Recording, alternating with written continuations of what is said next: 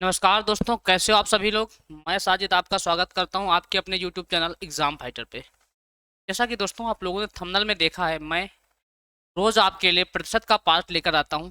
आज प्रतिशत का पार्ट 5th है। जिन बच्चों ने अभी तक इससे अगले वाले पार्ट नहीं देखे हैं वे सभी पार्ट देखिएगा जाके। जिन बच्चों का प्रतिशत बेसिक से कवर नहीं है, हमने इन पार्टों में बेसिक से कवर करने की कोशिश की है।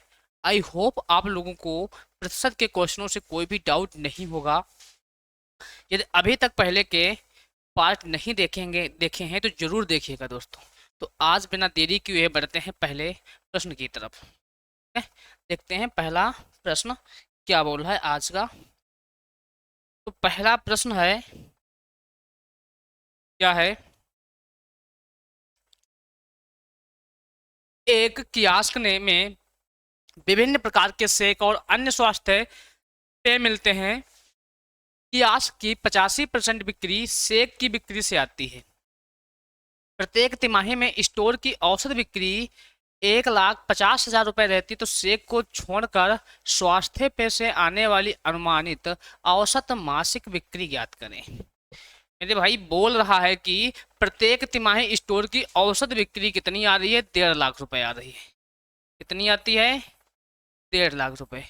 यदि प्रत्येक तिमाही आ रही है तो एक माह में कितने, 3 एकम 3, 3 × 15, मतलब मेरे भाई कितनी आ रही है, ये 50,000 आ रही है। प्रत्येक मासिक जो इसकी आ रही है आय 50,000 आ रही है। लेकिन सवाल में पहले भी इसने कुछ कहने की कोशिश की है। क्या कहा हुआ है कि कियास की 85% बिक्री शेक की बिक्री से आती है। यदि 85% शेक की बिक्री से आती है तो हेल्थ मतलब स्वास्थ्य पे, यदि 50 टोटल वैल्यू यदि हमारी 100 है, जिसमें से 85% सेक से आती है, तो बाकी जो 15% की वैल्यू बची है ये किससे आती है, हेल्थ ड्रिंक से आती है, मतलब स्वास्थ्य पेय से आती है। उसी की अनुमानित औसत मासिक आय हमें बतानी है, बिक्री बतानी है। ठीक मेरे भाई, क्या बतानी है, औसत मासिक बिक्री बतानी है। टोटल वैल्यू जो निकल कर हमारी आई है 50,000 निकल कर आई है। ठीक है, 50,000 निकल कर आई है, जिसमें से 15%, जिसमें से 15% ही तो मेरे भाई हेल्थ ड्रिंक्स है। कौन सी है, हेल्थ ड्रिंक्स है। ठीक है, 2 जीरो से 2 जीरो कैंसिल हो जाएंगे, 15×5 = 75। कितना होगा मेरे भाई, 7500 होगा, जो कि ऑप्शन नंबर ए में दिया हुआ आंसर क्या होगा मेरे भाई, पहला ऑप्शन बिल्कुल करेक्ट होगा, ऑप्शन नंबर ए 7500। ठीक है, नेक्स्ट क्वेश्चन क्या बोल रहा है, नेक्स्ट क्वेश्चन, एक पुस्तकालय में 40% पुस्तकें अंग्रेजी में हैं, शेष पुस्तकों की 40% पुस्तकें हिंदी में हैं, शेष पुस्तकें उड़िया में हैं। यदि 4800 पुस्तकें हिंदी में हो तो पुस्तकालय में कुल पुस्तकों की संख्या कितनी है। हमने आपसे इससे पहले भी कवर करने की कोशिश की है कि कोई भी जो संख्या होती है मेरे भाई, वह 100% के बराबर होती। संख्या वह चाहे छोटी से छोटी क्यों ना हो और बड़ी से बड़ी क्यों ना हो, प्रत्येक संख्या अपने आप में वह 100% के बराबर होती ही होती है। ठीक है, तो हम पुस्तकालय में पुस्तकों की जो संख्या मानने वाले हैं, कितनी मानेंगे मेरे भाई, 100 मानेंगे। कितनी मानेंगे कि पुस्तकालय में संख्या कितनी थी, 100% थी। जिसमें से उसने बोला है कि 40% पुस्तकें अंग्रेजी की हैं। यदि 40% पुस्तकें इंग्लिश की हैं, मतलब अंग्रेजी की हैं, जो शेष पुस्तकें हमारी बची हुई हैं तो कितनी बची हैं, 60% बची हुई हैं। जिसमें से शेष पुस्तकों की 40%, तो शेष हमारी 60 बची हैं, इसका 40%। ठीक है, 0 से 0 कैंसिल, 6 × 4 = 24, तो इसका 40% निकालेगा, 24 निकला। यदि 60 से 24 जाएगा तो शेष पुस्तकें हमारी जो बची हैं 36% बची हैं। और ये 24 जो निकल कर आई हैं मेरे भाई, ये किसकी हैं, ये हिंदी की हैं।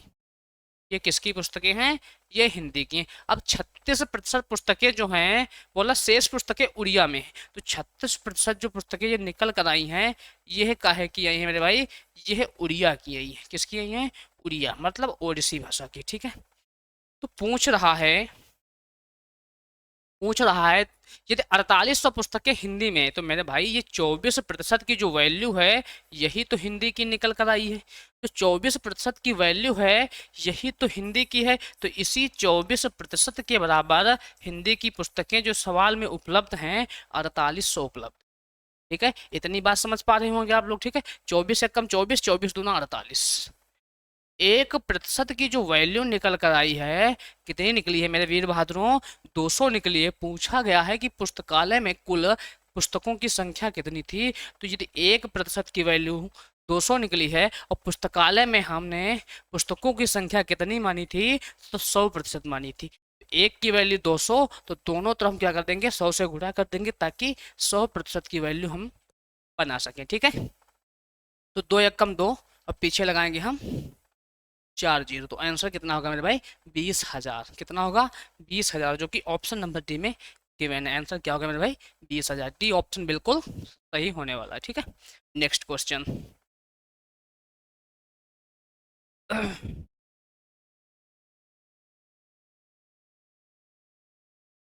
किसी ड्रम में 250 लीटर मिट्टी का तेल है। 5% तेल टपक कर बाहर गिर जाता है। ड्रम में अब कितने प्रतिशत तेल शेष बचा है? किसी ड्रम में 250 लीटर मिट्टी का तेल, 5% तेल तेल टपक कर बाहर गिर जाता है, तो ड्रम में अब कितने प्रतिशत तेल शेष बचा हुआ है? मेरे भाई हमने अभी भी बताया आपको, अभी ही बताया आपको, कोई भी संख्या हो अपने आप में वह 100% के बराबर होती ही होती है। तेल 250 लीटर हो, 200 लीटर हो, 400 लीटर हो या 500 लीटर, कितना भी तेल क्यों ना हो, बोल रहा है कि उसमें से 5% तेल टपक कर बाहर गिर जाता है। तो तेल की जितनी प्रतिशत घटा, जितना गिरा, यदि 5% वैल्यू बाहर गिरी है तेल से, तो तेल की जो वैल्यू हमारी बची हुई है 95% ही तो बची हुई है। चाहे वह 250 लीटर हो या 500 लीटर हो या 1000 लीटर हो, लेकिन प्रतिशत में तो हर एक चीज अपने आप में 100% होती ही होती है। तो कोई कुछ भी नहीं सवाल था, विद इन सेकेंड इसको हम कर सकते थे। आंसर क्या होगा मेरे भाई? 95%। कितना तेल बचा हुआ उसमें? 95%, क्योंकि 5% तेल टपक कर बाहर गिर जाता है। तो ड्रम में अब कितने प्रतिशत तेल शेष बचा है? कितना बचा मेरे भाई? 95% बचा हुआ है। ठीक है, नेक्स्ट क्वेश्चन क्या बोल रहा है? एक शहर की 90% जनता के पास मोटर कार है, 15% के पास मोटरसाइकिल है, सबके पास कम से कम एक या दोनों है। तो कितने प्रतिशत मोटरसाइकिलों वालों के पास कार है? एक शहर के 90% जनता के पास मोटर कार है। यदि 90% लोगों के पास मोटर कार है और 15% के पास मोटरसाइकिल है। ठीक है, ये मोटर कार वाले हैं, ये मोटर साइकिल वाले हैं। ठीक है, से पूछा गया सबके पास कम से कम एक या दोनों है, तो कितने प्रतिशत मोटरसाइकिल वालों के पास कार है? अच्छा मेरे भाई, तो एक्चुअल में कोई भी संख्या जो होती है अपने आप में 100% होती है। कितनी होती है मेरे भाई? 100% होती है। तो 90-15 यदि हम ऐड करेंगे तो मेरे भाई 105, मतलब 5% व्यक्ति ऐसे हैं जिनके पास मोटर कार व मोटरसाइकिल दोनों है। क्या है मेरे पास मेरे भाई? जिनके पास मोटर कार व मोटरसाइकिल दोनों है। लेकिन हमसे पूछा कितने प्रतिशत मोटरसाइकिल वालों के पास कार है, तो 5 लोग व्यक्ति ऐसे हैं जिनके पास मोटर कार है, तो हैं कितने? 15। पूरे में मेरे भाई कितना होगा? 100% निकालने के लिए क्या होगा? 100। 5 या 15 और 100/3 मेरे भाई कितना होता है? सभी बच्चों को पता होगा कितना होता है 100/3? 33 सही 1/3%। कितना होता है? 33 सही 1/3%। बी ऑप्शन बिल्कुल करेक्ट होने वाला। ठीक है, कौन सा ऑप्शन सही होगा? बी ऑप्शन बिल्कुल सही होने वाला है। Next question.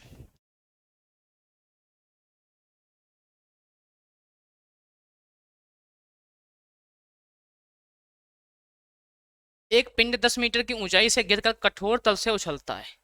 संघात से इसकी ऊर्जा 20% कम हो जाती है। अब यह कितनी ऊंचाई तक उछलेगा? मेरे भाई कोई पिंड है 10 मीटर की ऊंचाई से गिरकर, ठीक है, एक चीज हम समझेंगे, माना कि यह यह 10 मीटर की ऊंचाई है, यहां से पिंड गिरा जमीन पर। यदि इसकी ऊंचाई, यदि हमने माना पहले यह 100% की क्षमता से उछल रहा है, यदि यह पहले 100% की क्षमता से उछल रहा है, यदि अब यह दोबारा जमीन से गिरने के बाद जब ऊपर जाएगा तो कुछ कम दूरी तक जाएगा, कुछ कम दूरी तक जाएगा। तो वही तो बोल रहा है कि 20% कम हो जाती है। और पहले ऊंचाई जो थी हमारी, जो पहले ऊंचाई हमें सवाल में गिवन है, कितनी जा रही थी? या 10 मीटर जा रही थी।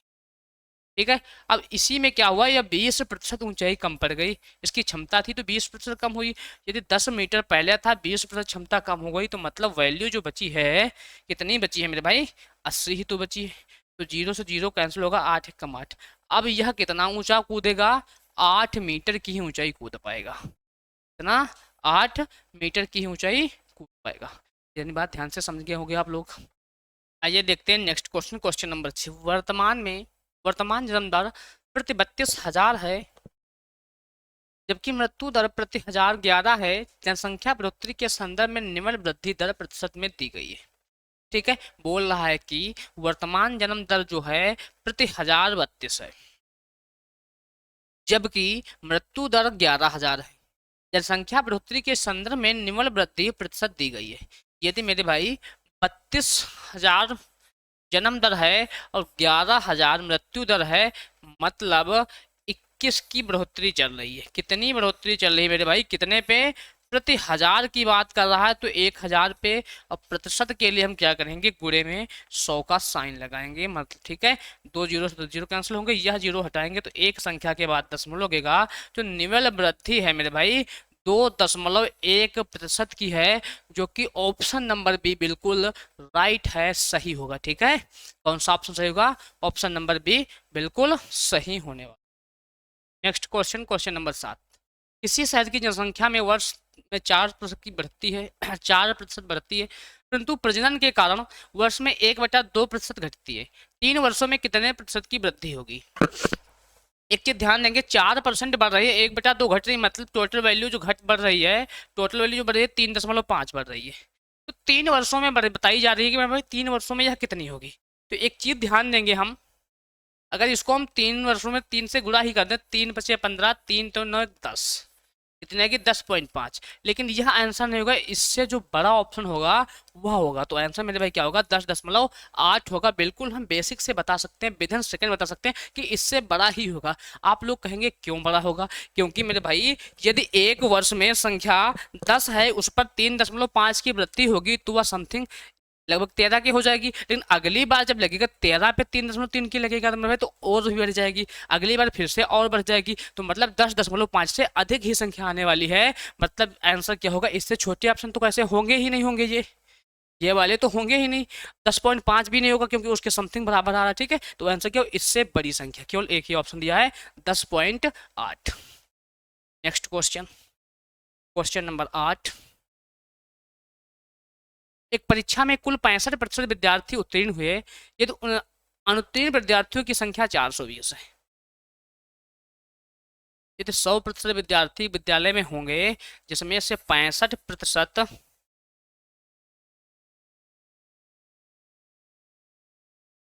जिसमें से 65% पास हुए हैं, तो 35% फेल हुए हैं। कितने फेल हुए हैं? 35%। और फेल होने वालों की संख्या जो सवाल में गिवन है 420 गिवन है। कितनी गिवन है प्यारे बच्चे? 420 गिवन है। तो विद्यार्थियों की कुल संख्या में बताना है, तो इसको क्या करेंगे? 7 पचे 35 और 7 छंग 42, 5 एकम 5, 5 एकम 5, 5 दूनी 10। मतलब 1% की जो वैल्यू निकल कर आई है मेरे भाई, कितनी निकली है? 12 निकली है। टोटल संख्या कितने माने थे? 100। बस 100 से गुणा कर देंगे दोनों पक्षों में, क्या होगा? 1200। विद्यालय में विद्यार्थियों की जो संख्या थी कितनी थी मेरे भाई? 1200 थी। कितनी थी? 1200 थी। नेक्स्ट, नेक्स्ट क्वेश्चन,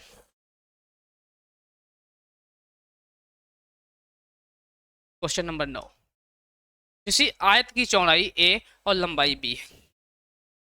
सबसे पहले हम आप लोगों को आयत बताते हैं।